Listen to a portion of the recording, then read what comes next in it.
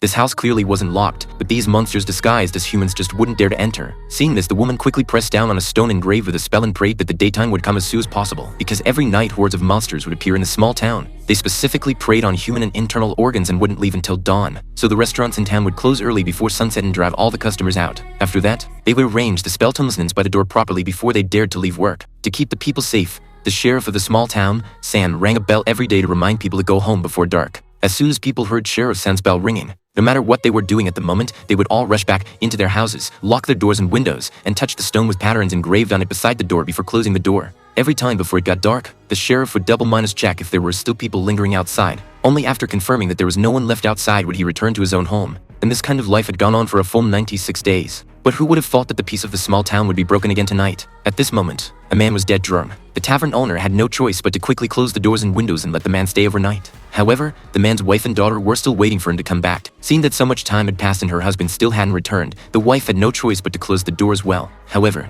as the night fell completely, just as the man's daughter was about to go to sleep, the voice of her deceased grandmother suddenly came from outside the window. The innocent girl, without any caution, pulled open the curtain. Sure enough, she saw her grandmother standing outside the window. The girl enthusiastically chatted with her grandmother, not realizing at all that danger was approaching. When the mother saw this, she quickly tried to stop it, but it was already too late. The monster revealed its true form and hurt the girl. With the arrival of the next morning, the residents of the town had gathered around the man's house. He had no idea that something had happened at home. He even jokingly asked if they were having a party. But after seeing the serious expressions on everyone's faces, he had a bad feeling. At this time, Sheriff Sam came up and slapped him. In an excited state, he questioned the man why he had done such a stupid thing. Since there were children and a woman at home, why hadn't she sealed the windows and even stayed out all night? He dragged the man to the bedroom. The scene there was terrible. His family members had already had their internal organs emptied out. The man couldn't help but burst into tears when he saw that his negligence had led to the tragic deaths of his wife and daughter. The enraged sheriff even wanted to shoot him dead.